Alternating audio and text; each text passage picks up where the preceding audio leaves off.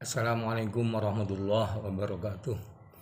Saya ingin memberikan pencerahan tentang apa itu syirik. Sebab banyak orang-orang Wahabi mengatakan syirik itu memohon kepada selain Allah, meminta kepada selain Allah. Itu definisi syirik yang salah totalnya, sangat salah sekali.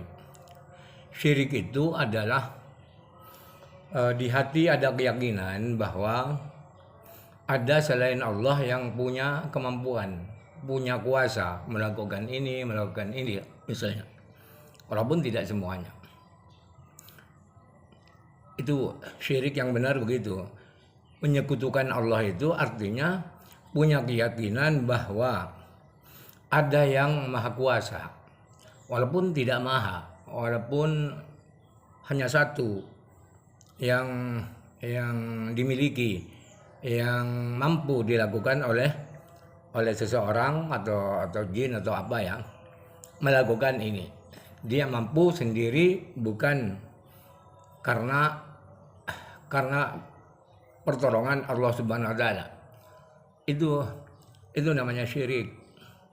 Kalau syirik yang dibuat oleh orang-orang Wahabi itu bahwa meminta kepada selain Allah, itu namanya syirik, maka para pengemis itu syirik semua. Para pengemis itu syirik semua. Jadi dia begitu. Syirik itu yang benar adalah meyakini di hati ya. Tidak harus ke makam dulu.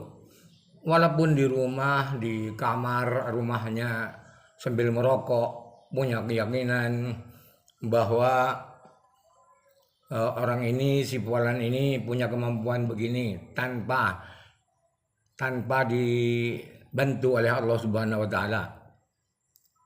Walaupun tanpa ke makam, minta ke wali, itu sudah syirik. Jadi itu kesalahan orang-orang Wahabi. Jadi syirik itu yang saya katakan tadi ialah merasa atau meyakini ada yang mampu melakukan sesuatu selain Allah tanpa bantuan Allah, itu adalah syirik. Jadi salah orang-orang Wahabi yang mengatakan bahwa syirik itu meminta kepada selain Allah.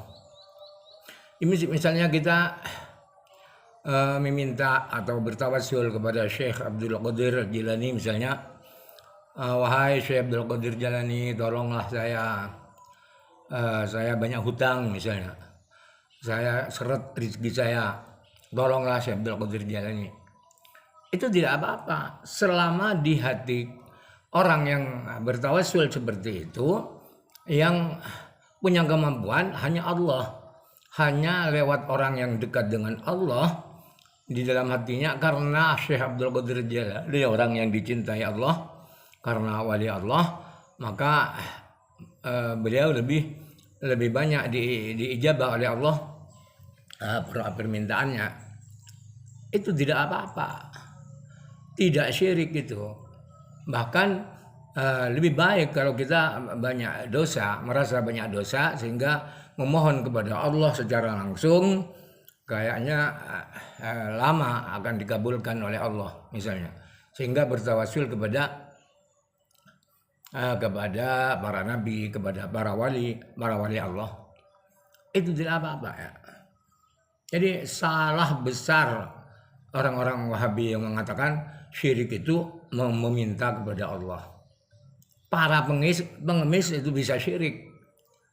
Para pengemis bisa syirik, padahal tidak. Sebab orang ngemis itu keyakinannya Tuhan itu hanya Allah, yang berkuasa mutlak semuanya adalah hanya Allah Subhanahu wa taala.